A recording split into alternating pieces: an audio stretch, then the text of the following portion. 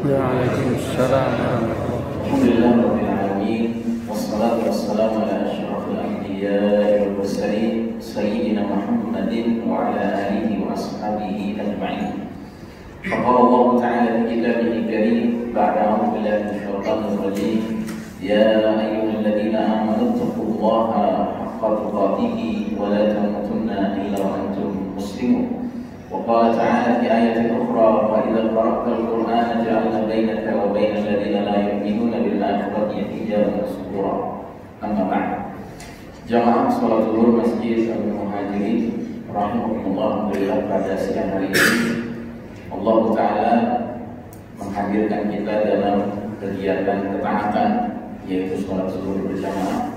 Mudah-mudahan salat itu tadi diterima Allah Subhanahu wa Ta'ala.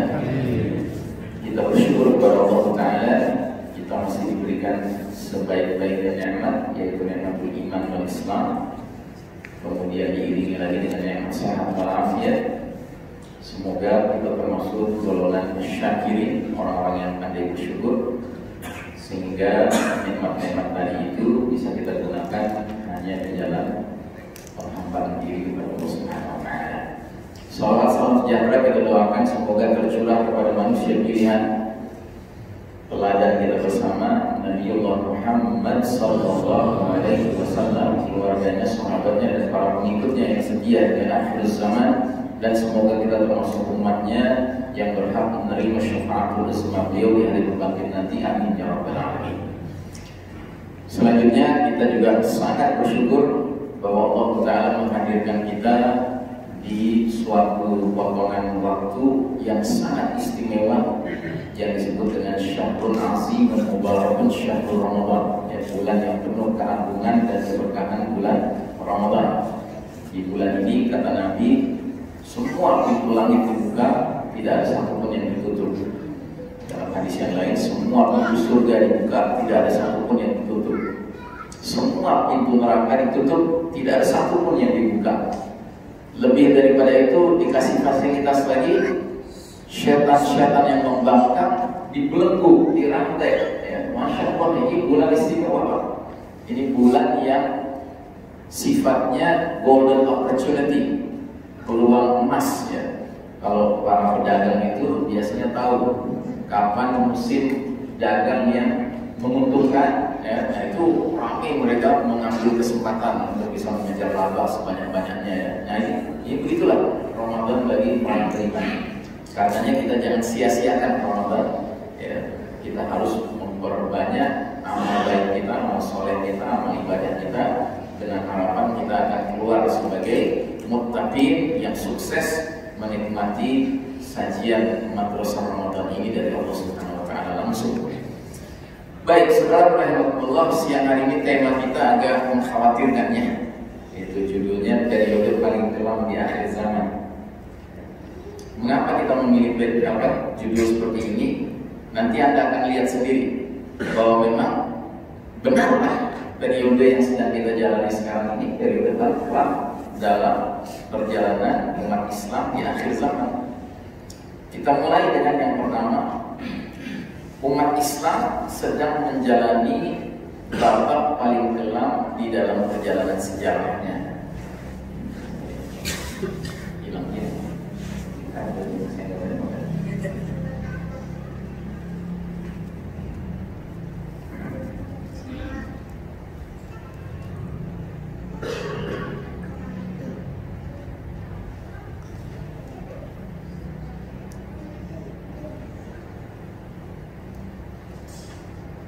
Kalau kabel khusus ada ini ada? Ada.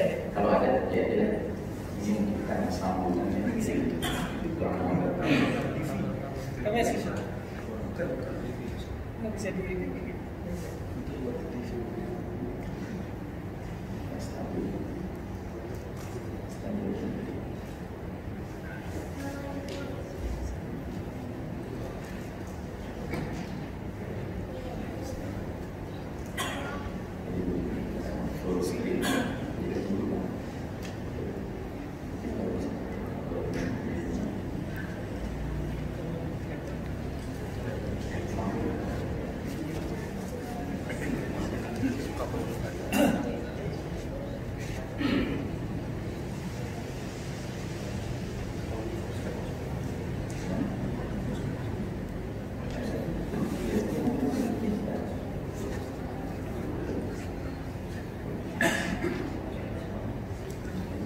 Baik,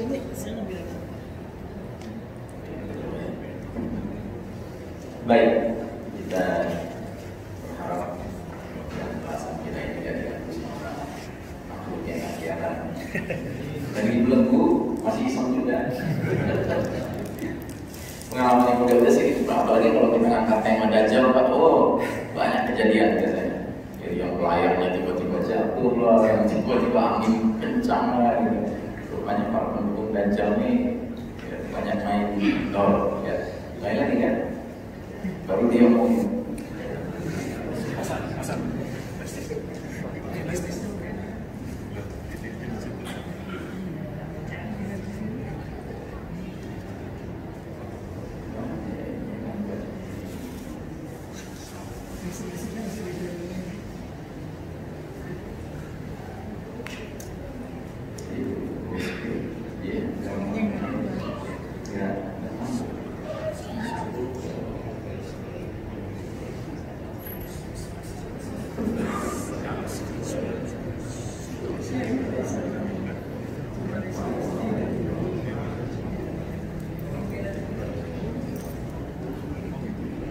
Baik ya, saudara-saudara, sambil kita menunggu proses pergantian laptop.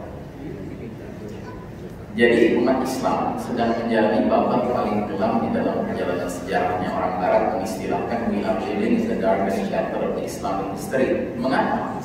Karena di babak inilah Allah Ta'ala menguji kita umat Islam dengan kekalahan.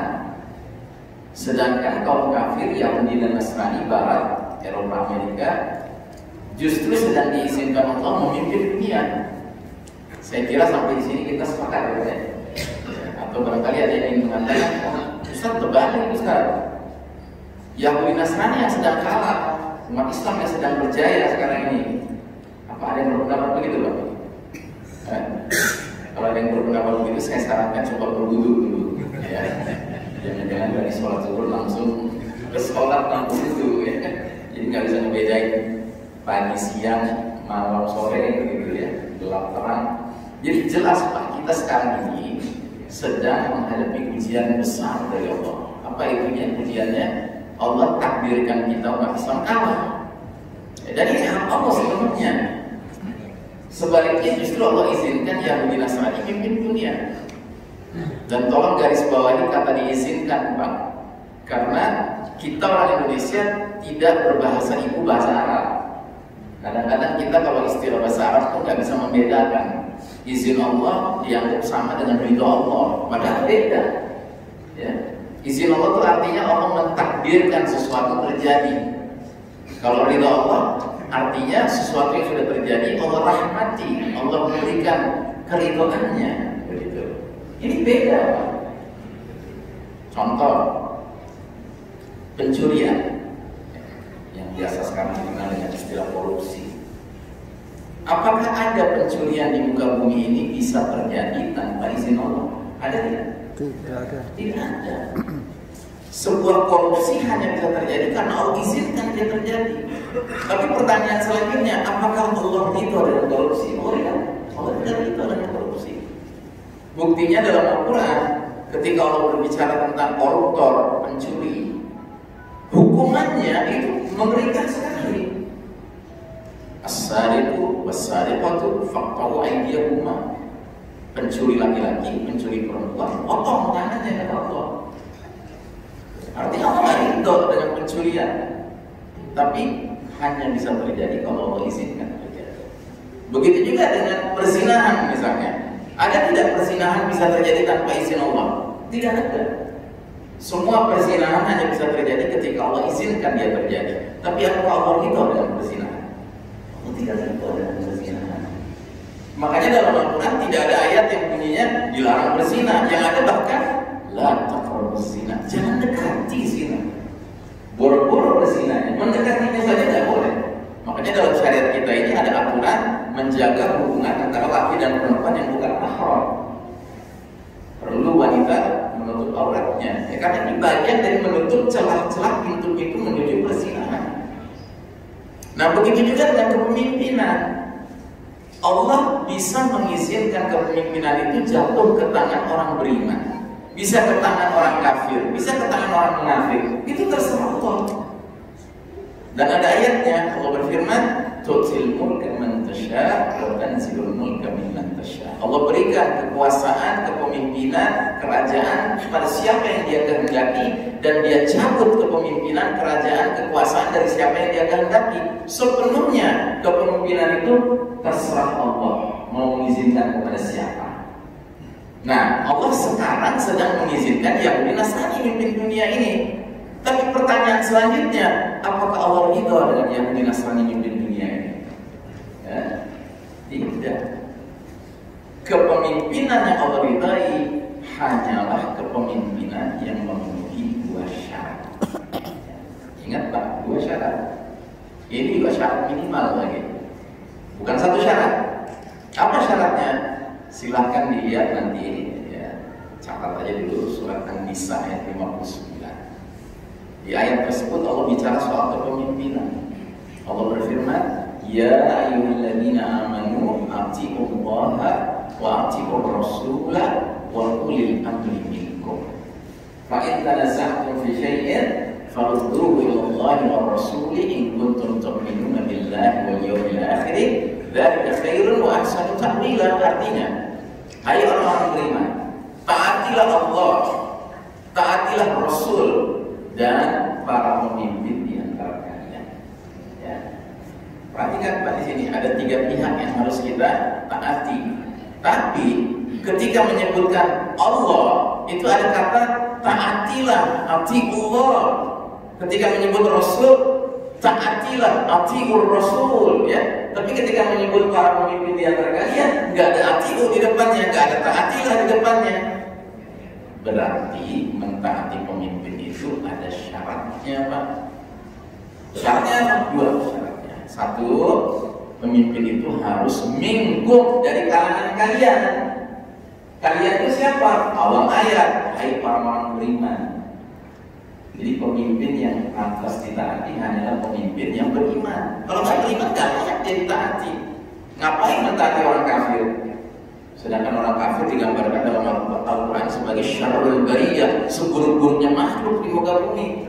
Masa makhluk yang buruk kita taati? Iya loh. Nah, jadi itu syarat pertama. Dan ini baru syarat pertama, Pak. Ada syarat kedua di dalam ayat ini disebut. Dan jika kalian berselisih pendapat tentang suatu perkara, kembalikanlah urusannya kepada Allah, yakni Al-Quran, dan kepada Rasul, yakni As-Sunnah, jika kalian benar-benar beriman pada Allah dan hari akhir. Jadi syarat kedua kepemimpinan yang mendatangkan keridhaan Allah adalah kepemimpinan orang beriman yang setiap menyelesaikan semua perkara hanya merujuk kepada Quran dan Sunnah. Kalau dua syarat ini dipenuhi, Pak, maka kepemimpinan itu diridhai Allah Subhanahu wa Ta'ala. Sampai sini jelas, Pak? Jelas? Ya. Mungkin ada yang nanya, terus kalau kepemimpinan sekarang gimana? Ya, dia jawab sendiri. Masa semuanya mesti ustaz yang jawab, ya kan? Kadang-kadang tugas dai itu bukan ngasih ikan, Pak, tapi ngasih karir. Sisanya masing-masing latihan mancing, biar dapat ikannya sesuai kemampuannya masing-masing. Ya. Nah, jadi saudara-saudara, Allah sedang menguji kita dengan ujian yang sangat berat, Pak. Justru Yahudi Nasrani yang mimpin dunia. Ini berat. Kenapa berat? Karena banyak kan. Sehari semalam seorang mukmin itu punya kewajiban sholat 5 waktu. Kalau dia nggak sedang pergi safar yang berarti sholatnya tadi kosor, tadi pendek-pendekin, 4 rakaat jadi 2 rakaat, ya, maka dia akan lengkap sholatnya sehari semalam 17 rakaat, betul nggak? Betul ya. Nah, setiap rakaat pasti baca sebuah surah yang kata Nabi kalau nggak dibaca surat itu nggak sah sholatnya. Surat apa? Surat Al-Fatihah. Nah, dalam surat Al-Fatihah cuma ada satu permintaan yang kita ajukan sama Allah. Apa bunyinya? Ihdinas siratal mustaqim. Tunjuki kami jalan yang lurus. Jalan yang mana itu? Siratal ladzina an'amta 'alaihim. Jalannya orang-orang yang dapat nikmat karena menempuhnya. Siapa orang-orang itu yang dapat nikmat karena menempuh jalan yang lurus itu? An-nabiyyin, para nabi-nabi. As-siddiqin, orang-orang yang jujur, jujur perilakunya, jujur ucapannya. Para syuhada, orang-orang yang rela mati di jalan Allah, berperang melawan kaum kafir lillahi ta'ala, semata-mata mengejar keridhaan Allah Ta'ala. Dan yang keempat, as-shalihin, orang-orang saleh, orang-orang yang berlomba melakukan kebaikan-kebaikan di muka bumi ini. Nah, kita minta sama Allah dalam sholat kita, tunjuki kami agar ngumpul sama mereka, begitu ya. Tapi nggak hanya kita minta yang mana yang kita mau, tapi juga kita minta sama Allah, jangan yang ini ya Allah. Apa itu? Ghairil maghdubi alaihim waladdallin. Jangan ya Allah masukkan kami ke dalam golongan orang-orang yang kau murkai maupun golongan orang-orang yang kau sesatkan. Siapa mereka? Seorang sahabat nanya, dan sahabat ini namanya Adi bin Hatim radhiyallahu anhu, mantan Nasrani, masuk Islam. Dia nanya sama Rasul, ya Rasulullah, man humul maghdubi alaihim, siapa sih yang dimaksud dimurkai Allah dalam surat Al-Fatihah? Kata Nabi, humul Yahudi, mereka kaum Yahudi. Wa man humud dhalun, dan siapa yang dimaksud dengan yang tersesat di dalam surat Al-Fatihah? Kata Nabi, humun Nasara, mereka kaum. Jadi bayangkan Pak, 17 kali sehari semalam kita minta sama Allah, jangan ya Allah kami masuk dalam golongan Yahudi, masuk dalam golongan Nasrani. Di luar sholat yang lagi mimpin dunia yang Nasrani. Coba bayangkan ya. Makanya hari ini kita sering menyaksikan perkara yang bertentangan. Aku Muslim, tapi dia Yahudi-Yahudian. Ngaku Muslim tapi ke barat-baratan, ngaku Muslim tapi ke Nasrani-Nasranian ya. Karena apa? Karena pengaruh yang mimpin dunia ini dahsyat Pak. Namanya orang mimpin Pak, kalau orang mimpin pasti semua yang jadi karakter dirinya ingin dia tularkan kepada yang dia pimpin Pak, itu pasti. Nah, makanya ini ujian berat Pak. Kita nggak mau jadi Yahudi, nggak mau jadi Nasrani. Di mana-mana pengaruh Yahudi Nasrani sangat kencang, sangat kuat, ya enggak? Nyari Muslim hari ini yang ke barat-baratan, ke Yahudi-Yahudian, ke Nasrani-Nasranian, sulit atau gampang? Sulit atau gampang Pak? Gampang kan? Dan hati-hati Pak, saking gampangnya kalau Anda sedang sisiran di depan cermin, jangan-jangan dia termasuk. Jadi Anda bercermin, kayaknya barat-baratan juga. Lo sadar gak sih lo barat-baratan? Jadi saudara-saudara, apa dalilnya bahwa kita sedang menjalani era paling gelap, babak paling gelap dalam sejarah umat Islam? Ini dalilnya. Hadis periodisasi. Jadi dalam satu hadis ini, Nabi merangkum, meringkas perjalanan umat Islam dari awal beliau diutus sampai umur umat Islam nanti berakhir menjelang kiamat. Ya. Ternyata ada 5 periode, 5 babak, 5 fase yang akan dialami umat Islam. Dan ketahuilah, setiap babak oleh Nabi disebut sesuai dengan karakteristik sistem kepemimpinannya. Dan qadarullah, kita yang hidup sekarang ini Pak, ternyata berdasarkan hadis ini sudah berada di babak keberapa? Nah, bukan kelima, kita berada di babak keempat. Ya, ini tadi kan aslinya ya bahasa Arabnya ya. Kita ngaku dia belum ada bahasa Arab, kita lihat terjemahnya. Jadi tadi menyatakan kalian akan mengalami babak pertama, namanya babak kenabian selama masa yang Allah kehendaki. Kemudian ketika Allah berkehendak, babak kenabian itu pun berlalu. Qadarullah sudah berlalu. Nah, babak pertama itu cirinya apa? Para sahabat generasi awal umat Islam langsung dipimpin oleh Nabi Muhammad SAW. Jelas ini adalah kepemimpinan terbaik sepanjang sejarah umat Islam, karena yang mimpin langsung uswatul hasanah kita, suri tauladan kita, Rasulullah, Masya Allah. Dan beliau memimpin periode kenabian hanya total 23 tahun saja. Nabi diangkat jadi Nabi usia berapa? 40, wafat usia berapa? 63, berarti cuma 23 tahun, enggak lama. Dengan catatan 13 tahun berjuang di Mekah dalam kondisi kaum muslimin sedang lemah. Yang kuat siapa? Kaum musyrikin. Sementara 10 tahun di Madinah setelah hijrah dalam kondisi kaum muslimin makin hari makin kuat. Jadi ini juga ada hikmahnya nih dari sisi Allah Ta'ala, bahwa Nabi berjuang 23 tahun dibagi dua bagian. Bagian Nabi dan para sahabat sedang lemah, sedang kalah, dan bagian Nabi dan para sahabat sedang kuat, sedang berjaya. Kenapa Allah bikin dua keadaan itu? Karena Allah ingin jadikan ini keteladanan untuk umat-umat selanjutnya, sehingga umat selanjutnya kalau sedang berjaya bisa banyak belajar dari Madinah. Kalau sedang terpuruk kayak kita sekarang ini, mesti banyak belajar dari mana? Dari Mekah. Bagaimana sikap para sahabat, bagaimana sikap Nabi ketika sedang kalah? Apa ya ikut-ikutan mentalnya kalah? Ya, apa ikut-ikutan kemudian gak tahan menghadapi kaum musyrikin dengan segala penzaliman mereka terhadap para sahabat? Akhirnya berpikir, if you can beat them, you join them. Kalau gak bisa mengalahkan mereka, mending kita gabung sama mereka. Gak ada sahabat begitu. Semua sahabat sabar dan istiqomah. Ya. Nah, jadi saudara rahimahullah, sudah berlalu periode pertama, gak lama, cuma 23 tahun. Terus kata Nabi datang periode kedua, namanya kekhalifahan yang sejalan selaras sesuai metode kenabian. Bahasa Arabnya khilafatun ala minhajin nubuwah, akan berlangsung selama masa yang Allah kehendaki. Kemudian ketika Allah sudah berkehendak, babak kedua itu pun berlalu. Dan qadarullah sudah berlalu juga. Apa ciri-cirinya babak kedua? Cirinya periode kepemimpinan Khulafa ar-Rasyidin, yaitu para khalifah-khalifah yang terbimbing langsung oleh Allah Subhanahu wa Ta'ala. Juga tidak berlangsung lama, hanya berlangsung total 30 tahun saja. Dari tahun 10 Hijriah Nabi wafat sampai tahun 40 Hijriah. Dengan pembagian jatah kepemimpinannya, Abu Bakar Siddiq memimpin 2 tahun, Umar bin Khattab memimpin 10 tahun, Utsman bin Affan memimpin 12 tahun, Ali bin Abi Thalib memimpin 6 tahun, Hasan bin Ali 6 bulan saja, total 30 tahun.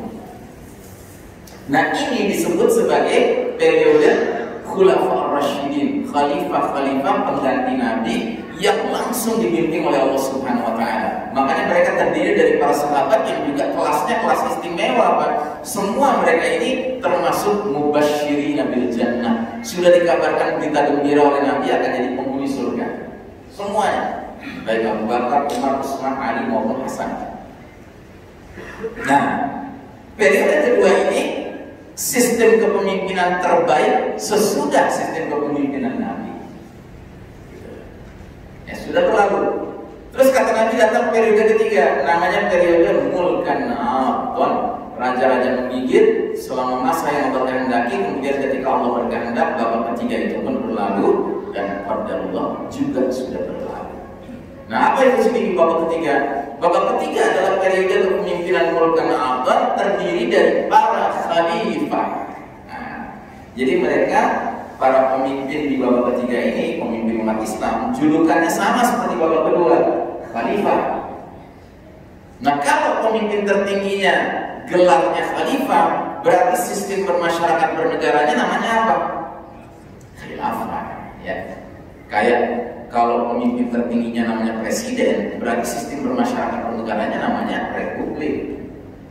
Kalau pemimpin tertinggi namanya raja, berarti sistem masyarakat bernegaranya namanya kerajaan, gitu. Nah, jadi kalau yang memimpin khalifah berarti sistemnya khilafah. Dan ciri khilafah apa? Ciri khilafah, sang khalifah masih memperlakukan kitabullah was sunnah, Al-Quran dan sunnah sebagai sumber nilai, sumber norma, sumber hukum. Tapi kenapa kok Nabi tidak mengatakan babak ketiga ini ya sudah lanjutan saja dari babak kedua? Tidak, Nabi kasih nama khusus, raja-raja menggigit. Kenapa? Karena pola suksesi pergantian seorang khalifah ke khalifah berikutnya, caranya cara kerajaan. Bagaimana cara kerajaan itu? Waris mewarisi, ya. Jadi ketika seorang khalifah sedang memimpin, dia bahkan sudah menunjuk calon pengganti dia siapa, dan biasanya ada hubungan darah, ya. Kalau nggak anaknya, adiknya, ponakannya, sepupunya, pendek kata ada keluarga berdarah biru yang hanya bisa beredar di kalangan mereka sajalah gelar khalifah itu. Nah, ternyata babak ketiga ini berlangsung lama sekali, Pak, 1302. dari tahun 42 Hijriah sampai tahun 1342 Hijriah. Silih berganti kerajaan Islam mewarnai panggung sejarah waktu itu. Tapi dari sekian banyak kerajaan Islam itu ada 3 yang menonjol. Satu, kerajaan keluarga besar Umayyah, kerajaan keluarga besar Abbasiyah, dan Kesultanan Utsmaniyun. 3 ini yang berakhir tahun 1342 Hijriah. Dan tolong bapak-bapak, ibu-ibu jangan lupa, selama 1302 tahun itu umat Islam tidak selalu ditakdirkan Allah punya khalifah yang adil, yang rahmah, yang penuh kasih sayang kepada rakyatnya. Kadang-kadang ada juga khalifah-khalifah yang Allah takdirkan jadi pemimpin umat yang berkarakter zalim, ya, bengis sama umat, sama rakyat. Itu realitas sejarah, Pak. Nggak boleh kita tutup mata dari keadaan itu. Contoh, pernah di babak ketiga ini ada imam besar, ulama besar namanya Imam Ahmad bin Hanbal radhiyallahu anhu. Ketika beliau menjadi ulama yang berpengaruh di masyarakat, yang jadi khalifah seseorang yang terpengaruh dengan faham Mu'tazilah. Faham Mu'tazilah itu kalau sekarang disebutnya faham liberal. Si khalifah ini minta khusus kepada Imam Ahmad, ulama besar waktu itu, untuk mengeluarkan fatwa pesanan khalifah. Jadi jangan salah, Pak, fatwa pesanan bukan baru zaman sekarang adanya, Pak. Dari dulu juga ada fatwa pesanan, ya. Misalnya penguasa minta kepada ulama keluarkan fatwa bahwa ini halal, padahal nggak halal, gitu, ya. Bisa nggak gitu? Bisa. Realitasnya ada begitu. Nah, jadi waktu itu yang diminta apa? Yang diminta, hai Ahmad, tolong keluarkan fatwa yang bunyinya Al-Quran makhluk. Al-Quran adalah makhluk, ya. Mau tidak Imam Ahmad? Tidak mau.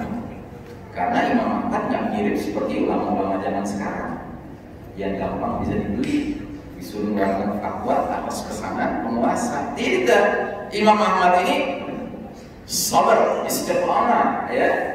Sehingga dia jawab, Al-Quran kalamullah. Dia nggak mau bilang Al-Quran makhluk. Al-Quran kalamullah, firman-firman Allah. Marah khalifah, diancam penjara, nggak peduli, masuk penjara. Diminta lagi mengeluarkan fatwa itu, nggak mau Imam Ahmad. Akhirnya diancam cambuk, Pak. Dicambuk, nggak peduli Imam Ahmad. Pokoknya nggak berubah dia, nggak goyang dia, ya. Nah, ketika itu nggak ada di dalam hatinya Imam Ahmad sedikit pun keinginan untuk mengajak masyarakat berontak lawan khalifah yang zalim ini. Kenapa? Karena Imam Ahmad ingat ada hadis Nabi berbunyi, Asmi'u wa ati'u, dengarlah dan taatlah kepada pemimpin kalian sekalipun kalian dicambuk, sekalipun diambil harta kalian, dengan syarat pemimpin itu masih memenuhi kriteria pemimpin yang semestinya. Apa itu kriterianya? Kriterianya 1, beriman, 2, memperlakukan Quran dan Sunnah sebagai sumber nilai, sumber norma, sumber hukum. Paham sampai di sini, Pak?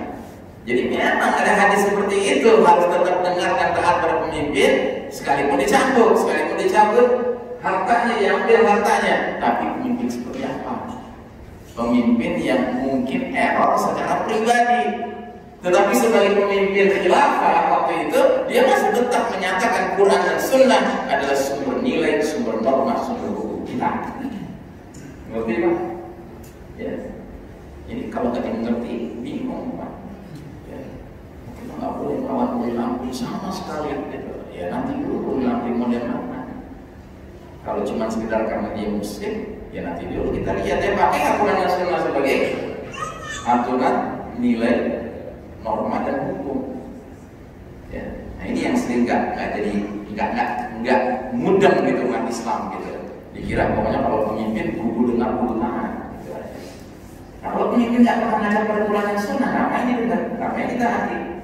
Kita kan hanya mau dengar dan taat sama orang yang ngajak kita kepada Allah dan Rasulnya. Kalau ngajak kita kepada Allah Rasulnya, apa yang kita taati? Yang kita tekan kontrak sama dia. Kita kan tekan kontrak sama Allah. Inna sholati wa nusuki wa mahyaya wa mamati lillahi rabbil alamin. Nah, jadi dalam sejarah umat Islam ada Pak kasus seperti itu. Nah, para ahli-ahli sejarah Barat yang bukan Muslim kafir, kalau belajar sejarah Islam, yang diangkat yang gini-gininya ini, Pak. Yang diangkat zaman khalifah-khalifah zalim memimpin umat Islam, supaya umat Islam merasa alergi dengan khilafah. Tapi kalau khalifahnya adil seperti Umar bin Abdul Aziz, yang khalifahnya adil ya kan, seperti yang lain-lainnya yang adil juga ya kan, itu nggak mau diangkat sama mereka karena itu promosi gratis. Nah, ini sudah berlalu Pak, periode raja-raja menggigit. Terus datang kata Nabi periode keempat, namanya periode Mulkan Jabri. Apa artinya? Para penguasa yang memaksakan kehendak mereka. Nah, periode keempat ini cirinya periode kepemimpinan Mulkan Jabriyatan, yaitu para penguasa yang memaksakan kehendak mereka seraya mengabaikan kehendak Allah dan Rasul-Nya. Nah, kita sedang berada di periode keempat itu, Pak. Dan periode keempat itu belum berakhir. Justru sekarang lagi asik-asiknya nih kita mengalami periode keempat, ya, lagi mateng-matengnya nih, Pak. Terus apalagi cirinya? Cirinya ini adalah era gelap kepemimpinan kaum kufar, sementara umat Islam terpuruk. Jadi masuk periode keempat, Allah katakan enough is enough, sudah cukup umat Islam memimpin umat manusia. Sekarang aku takdirkan yang lain yang memimpin. Boleh nggak Allah putuskan begitu? Berani-berani bilang nggak boleh. Ya. Allah Maha Kuasa, Allah Al-Jabbar, Allah yang Maha melaksakan kehendak. Sambil Allah memaksakan kehendak, sambil beliau yang Ar-Rahman, Maha Pengasih, Ar-Rahim, Maha Penyayang. Jadi kalau manusia memaksakan kehendak, Pak, dia bukan yang Maha Pengasih, bukan Maha Penyayang. Nyakitin, Pak, kalau dia memaksakan kehendak. Nah, jadi saudara rahimahumullah, babak keempat ini sudah berjalan selama 100 tahun Hijriah, sejak tahun 1342 Hijriah. Mohon maaf, Pak, ini mestinya tulisannya bukan 100 tahun lagi, tapi 101 tahun. Saya bikin PowerPoint ini tahun lalu. Sekarang sudah 1443 Hijriah ya Pak ya. Kalau dikurangi 1342 berarti 101 tahun. Jadi kita mengalami periode keempat ini sudah 101 tahun Pak. Sudah 1 abad plus 1 tahun menurut hitungan Hijriah. Kalau pakai hitungan Masehi, 1924 kejadiannya itu Pak, peralihan babak ketiga ke babak keempat, berarti sudah 98 tahun. Nanti 2024 persis 100 tahun. Belum sampai kita 100 tahun pada hitungan Masehi. Tapi yang jelas, dengan kenyataan ini, fakta ini, berarti saya, Anda, bapak-bapak di sini, ibu-ibu di belakang sana, kita semua ini produk babak keempat, Pak. Gak ada seorang pun di antara kita yang pernah mengalami babak ketiga, kan? Apa ada yang umurnya di atas 101 tahun di sini? Gak ada, Pak. Semua kita ya di bawah 101 tahun, di bawah 80 tahun barangkali. Yang artinya apa? Sejak Anda lahir, saya lahir, ya. Terus kita mulai remaja, mulai ngerti problem-problem sosial, ekonomi, politik. Pantes nggak pernah ada penguasa yang menyenangkan. Karena Nabi udah bilang di babak ini nih, semua penguasa kriterianya Mulkan Jabriyah, penguasa yang memaksakan kehendak, mengabaikan kehendak Allah dan Rasul. Makanya jangan heran, Pak. Dan karenanya saya sarankan, berhentilah ikut-ikutan mengusung-usung si ini jadi pemimpin, si A jadi pemimpin. Sampai deh, ujung-ujungnya Anda akan kecewa ya. Yang udah Pak, tetapi ke depannya tobat saya deh, nggak usah ikut-ikutan. Karena apa? Siapapun yang Anda dukung pasti memenuhi kriteria Mulkan Jabriyah. Ini hadis Nabi. Ini bukan ucapan Ihsan Nabi. Kalau ucapan saya Anda boleh tolak, tapi kalau ucapan Nabi, maaf, kita wajib terima. Sampai kapan dia akan berlangsung babak keempat ini? Sampai Allah takdirkan dia berakhir. Dan saya termasuk orang yang sangat baik kepada Allah. Mudah-mudahan ya umur babak keempat ini udah gak lama lagi. Karena apa? Karena para penguasa-penguasa yang memaksakan kehendak makin hari sekarang ini sudah semakin zalim. Dan kalau Allah menilai tingkat kezalimannya sudah sampai ke derajat yang namanya togho, melampaui batas, maka dia nggak punya tempat lain kecuali jatuh ke bawah. Sekarang masih nanjak terus. Nah, tapi kalau sudah sampai togho, dimentok dia jatuh ke bawah. Kayak Firaun. Ketika dia sudah sampai ke tingkatan kurang ajar mengucapkan kata-kata yang melampaui batas, yaitu ana rabbukumul a'la, aku Rabb kalian yang maha tinggi, ya kan? Apa yang terjadi? Nggak lama dia tenggelam di laut merah. Jadi sabar aja, sabar. Babak keempat ini memang babak yang memprihatinkan, tapi dia bukan babak final, dia masih babak terminal juga. Kata Nabi nanti babak keempat ini kalau sudah berlalu, ya akan berlalu, akan datang babak kelima. Kalau sudah berlalu babak keempat, datanglah babak kelima, namanya khilafah ala minhajin nubuwwah, kekhalifahan yang sesuai metode kenabian. Tsumma sakata, kemudian Nabi diam. Para ahli hadis mengatakan kemudian Nabi diam, isyarat sampai disitulah batas umur umat Islam. Berarti ujung perjalanan umat Islam husnul khatimah apa su'ul khatimah? Husnul apa su'ul? Husnul itu baik apa buruk? Baik. Yakin. Yakin. Katanya khilafah nggak boleh. Kalau Anda meyakini kalau nanti masuk ke babak kelima yang dari babak khilafah, itu baik. Saya bingung nih. Anda bilang balik, katanya kenapa nggak boleh? Gimana Pak? Ya kita lihat dulu yang bilang khilafah nggak baik itu siapa?